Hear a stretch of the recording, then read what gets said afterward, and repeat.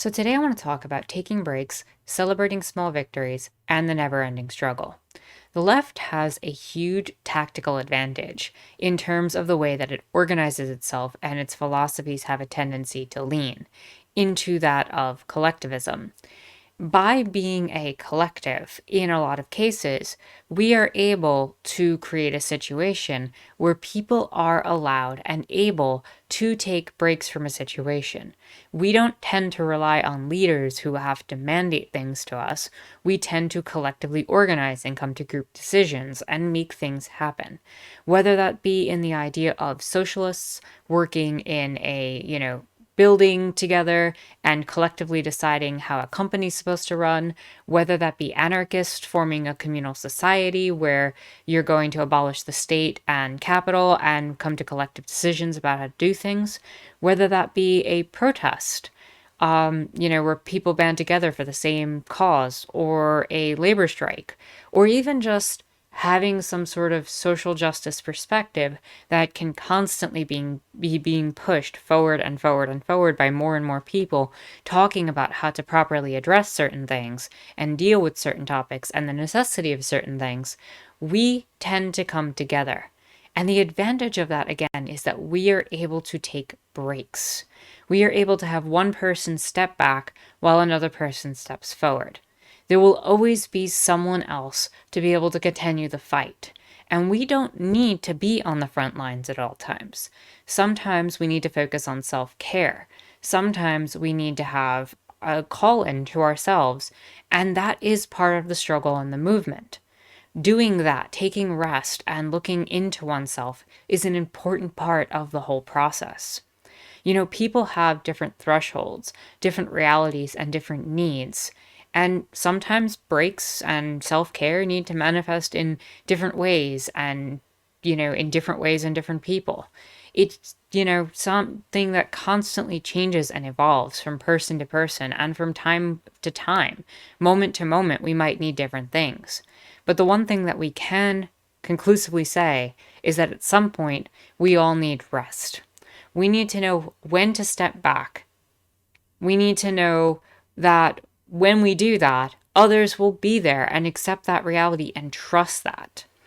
And as much as it may be difficult at times to admit this, all of the issues are likely to still be there when you get back into the action.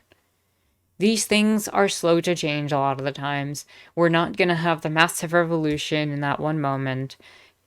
Take a moment and rest. You know, we all deserve breaks. We all have our limits. And I think it's important that we accept that in each other as well. And when people have a rough day or a rough moment, or maybe we're not really seeing eye to eye on something, kind of accept when people have a little bit of, burnout and that they're not maybe on the top of their game with everything. And take a look at their prior actions and judge them as a whole rather than just judging them in that one moment where everything seems to look like they're not someone who's within our struggle and movement. People are allowed to take that time. And I think included in that is celebrating small victories. Whether it be a personal victory, a small political gain, or even something as simple as having a good day or making a good meal. Or for some people, who are really struggling out there, maybe you actually remembered to brush your teeth today or do the things that you are required to just care for yourself. Those are important. We live in a system that systematically oppresses people daily and takes joy out of our lives. Work, for example, having a boss dictate to you how you're supposed to function for at least, 4 to 8 hours a day, how you're supposed to behave, how you're supposed to mandate yourself, how you're supposed to handle everything. Taking a moment to smile and appreciate something. Maybe you see a piece of street art. Maybe you see something, beautiful. Maybe you take a beautiful photograph. Share it, experience it, celebrate it. You know, whatever it is, try to find those little moments in life to celebrate. And, that can also extend into the activism as well, the work that we do, because it is really hard work. that we are constantly putting ourselves through. You know, if we can say that workers deserve breaks, we ourselves deserve that too within the movement. And, you know, maybe you're a trans person who just got your first hormones. Celebrate that. Share it with people who you know will actually care about it and appreciate it. Maybe you just adopted a cat from a kill shelter and saved its life. Celebrate it. Tell your friends. Celebrate it with your friends. You know, maybe you're part of a union that just got their labor contract signed and you reached that point where maybe you're going to have that little bit of extra pay that you wanted or that health benefit that you needed or any other number of the demands got satisfied. Celebrate it. And you know what? I know some people are going to fight me on this one. I don't care. When a fascist leader of your country fails in a systematic series of coups and the admittedly still extremely problematic status quo neoliberal takes power, celebrate it. Don't stop on that. Don't say, okay, everything's fixed, but celebrate it for just a small bit. Take the time to appreciate that our back's not completely against the wall, even though we still need to be pressing forward because we're still pretty far pushed against that wall. And so that brings me to the concept of the never-ending struggle.